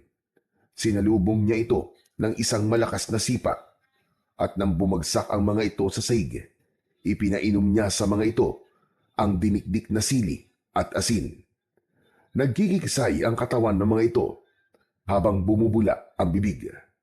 Pagkalipas ng ilang segundo, sumabog ang katawan ng mga ito at nasunog. Anong pinainom mo sa kanila? Sabihin mo! Anong pinainom mo sa kanila? Gusto mo talagang malaman? Sige, sasabihin ko. Lason ang pinainom ko sa kanila. Lason mula sa dinikdik na sili at asin. Pagkasabi nun ni Efren, sinakal niya sa leeg si Leo pero nagbago rin ang anyo nito. Humaba ang buhok, nagkulay pula ang mga mata, humaba rin ang pangil sa bibig at kuko nito sa mga daliri. Hindi siya maaaring magkamali. Si Leo ang aswang na binuhusan niya ng langis nang makita niya ito sa daan. Mabilis silang naglaban. Tumalsik si Efren at pasadsad na bumagsak sa sahig. Pero agad din siyang nakabawi. Sumugod siya at inatake niya ng saksak ang dibdib nito. Kasabay ng pagbagsak nito sa sahig, sinakyan niya ito sa tiyan at itinaktak niya ang laman ng bote sa bibig nito. Nagkaroon ng kulay pulang usok ang bunganga nito. Nagkikisay ang katawan habang bumubula ang bibig. Tinubuan ito ng bukol sa balat. Pumuputok-putok na parabang kumukulo sa loob hanggang sa tuluyan na itong namatay. Nilapitan niya si Leo. Pinugutan niya ito ng ulo. Binitbit niya ang ulo nito palabas ng bahay, saka inilagay sa maliit na kahon na gawa sa tabla. Tumutulo ang dugo nito mula roon. Yun ang gagamitin niya para malason ang kapwa nito aswang. Dinala niya yon sa bahay ni Lolose para magsagawa ng panibagong ritual. Iniwan niya muna ang pugot na ulo sa ilalim ng hagdanan dahil balak niya munang makita ang anak bago siya muling umalis. Susugod na sana siya sa bahay ni Mayor Aragon. Ngunit isinasabit pa lang niya ang tungkod sa dingding nang marinig niya ang boses ni Buboy sa kanyang likuran. Tay? Napalingon si Efren. Nagpalipat-lipat ang tingin niya kina Lolose at Buboy na nasa loob ng kanyang silid. Naluluhang niyakap siya ni Buboy. Punong-puno ng kasabikan na niyakap din niya ng maigpit ang kanyang anak. Habang nasa ganong sitwasyon sila, ipinaliwanag ng matanda ang nangyari kung paanong nalaman ni Buboy na siya ang ama nito. Nang mawala sa paningin ko ang tungkod na may talim sa dulo, patinaan sa lakot mo, tuluyan ang gumaan ng kalooban ko. At sa labis na kaligayahan ko, hindi ko natiis na hindi ipagtapat kay Buboy na ikaw ang tunay niyang ama. Ipinagtapat ko na rin sa kanya ang nangyari sa kanyang ina. Tay, patawarin niyo po sana ako ha. Patawad po. Kung nagalit po ako sa inyo. Hindi anak, wala kang kasalanan. Ako ang nagkulang sa iyo. Kaya ako ang dapat na humingi ng tawad sa iyo, anak. Sana, matuldo ka na talaga ang kasamaan ni Mayor Aragon. Alam mo ba kanina, habang wala ka at nagpupulong kami ng mga kasama ko, pinaulanan niya ng bala ang mga taong nakikisa sa akin at pinagbantaan niya ako na kapag hindi pa kami umalis bukas, susunugin niya ang bahay ko. Tulungan mo ko, Efren. Ikaw na lang ang maaasahan namin na magtatanggol sa amin. Tulad doon ang sinabi ko noong una, nakahanda po akong tumulong sa inyo. Hindi ako makakapayag na gawin nila sa inyo yon. Bumitaw si Efren sa pagkakayakap kay Buboy at kinausap ito. Anak, dito ka lang ha. May kailangan lang akong tapusin. Samahan mo muna rito ang lolo mo. Sasama po ako sa inyo, Tay. Alam ko na po na si Mayor Aragon ang pumatay kay nanay. May nakakita po sa kanya habang nagbabago po ang anyo niya bilang isang aswang na kubot. Nakita raw po ni Mang Pedring kung paano po niya pinatay si nanay. Napatingin si Efren kay Lolose. Tumango ang matanda at hinawakan siya nito sa balikat. Nasa likod mo lang kami, Efren. Malaki ang may tutulong ng anak mo sa gagawin mo. Isa pa, gusto ko rin magpasalamat sa pag-ako mo sa kasalanan ko noon. Kahit kailan po, Lolose, ay hindi po ako nagsisi sa pag-ako ko sa kasalanan nyo. Ginawa ko po yun dahil sa pagkakaligtas nyo sa buhay ko. Gulat na napaangat ng paningin si Buboy nang marinig ang sinabi ni Lolo Jose sa tatay niyang si Efren. Teka. Kung ganun po, si Lolo Jose po ang totoong pumatay sa pinuno ng mga aswang at inako lamang ni tatay ang kasalanan niyo? Pero bakit po? Paano pong nangyari yun? Dahil napatay niya ang aswang habang inililigtas niya ako. Kung hindi dahil sa kanya, Buboy, baka patay na ako ngayon. Isa pa, siya ang lolo ni Marisa, ang nanay mo. Kaya hindi ko hahayaan na makulong siya ng dahil sa aswang na muntik nang pumatay sa akin. Nanlaki ang mga mata ni Buboy nang marinig yun mula sa kanyang ama. Hindi siya makapaniwalang magkadugo sila ng matanda. Patawarin mo ko, Apo. Hindi ko sinasadyang itago sa iyo ang buong katotohanan. Ngayong alam ko na kung sino ang pumatay sa asawa ko. Humanda sila. Matitikman nila ang pait ng ganti ko. Ano na ang plano mo ngayon, Efren? Kung bukas sila kikilos, uunahan ko sila, Lolose. Sasama po ako sa inyo, Tay. Ipaghihiganti ko rin po ang nangyari kay nanay. Payagan niyo po ako. Pero anak, masyado mapanganib to para sa'yo. Efren, sige na. Isama mo na si Buboy. Kabisado niyang lugar. Teka, saan ba ang balak mong pumunta? Doon po, sa mansyon ni Mayor Aragon. Ipapadala ko sa kanila ang pugot na ulo ni Leo. Ibubuhos ko sa ulo ng anak niya ang katas ng lason ng dinikdik na sili at asin at barya. Sa sandaling makita nila ang laman ng kahon, lahat ng makakakita sa pugot na ulo ay makakalangap ng lason mula sa singaw ng sili. Ako po ang gagawa ng paghatid ng kahon sa mansyon, Tay. Gusto ko pong makita kung paano pong masaktan ang hayop na Mayor Aragon na yun sa pagkawala ng kanyang anak. Nang maranasan naman niya ang sakit na naranasan ko nang malaman kong ginawa niya sa nanay ko. Tama si Buboy Efren. Malaki ang may tutulong ni Buboy sa paglusob natin sa mansyon nila.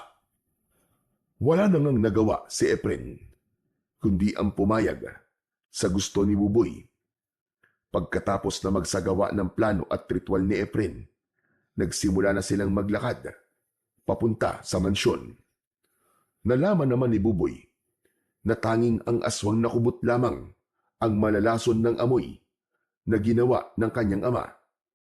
Kaya tiwala siyang hindi siya malalason kahit dala niya pa ang kahon. Samantala, si Lolo Jose naman ay nagsama ng ilang mga tao na sasama sa kanila sa pakikipaglaban.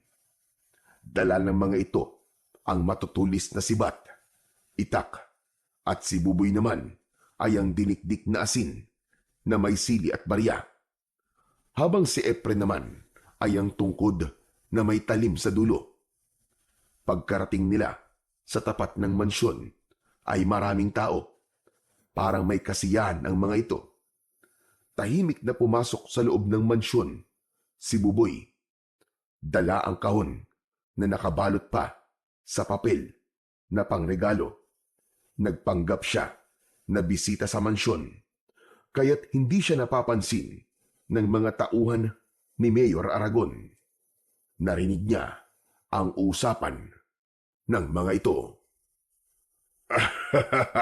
Maraming salamat sa pagdalo sa kaarawan ng anak ko si Leo.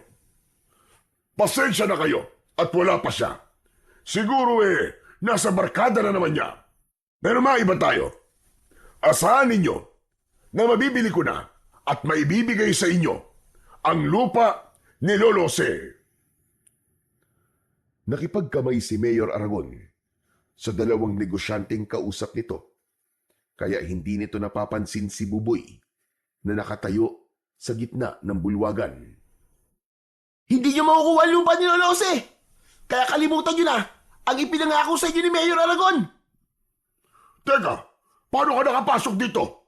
Ilabas ang batang ito! Sandali lang. Mayor Aragon, nagdala kasi ako ng regalo para sa inyo. Isang munting handog na kabayaran sa pagpatay niyo sa nanay ko. Inihagis ni Buboy ang kahon kay Mayor Aragon at nasambot nito ang kahon. Nagtataka na pinaikot-ikot ang bagay na yon at mabilis na binuksan. Pagbukas ay tumambad kagad sa paningin ni Mayor Aragon ang pugot na ulo ng anak. Kasabay ng sigaw nito. Nagbago bigla ang anyo ni Mayor Aragon kasama ng lahat ng mga tao sa loob ng bulwagan. Naging isang aswang nakubot ang mga ito at kumalat ang buhay na buhok na tangkang umatake sa nakatayong si Buboy. Ngunit huli na ang lahat. Nalanghap na ng mga ito ang amoy ng sili, kaya isa-isang tumumba ang mga tauhan nito habang bumubula ang bibig. Nagkikikisay ang katawan at agad na nasunog. Hayop ka! Magbabayad kang bata ka! Sino pumatay sa anak ko? Ako! Ako ang pumatay sa anak mo! Anak ka ng teteng! Pinatay mo ang asawa ko si Marisa. Kulang pang kabayaran ng buhay ng anak mo sa buhay ng asawa ko!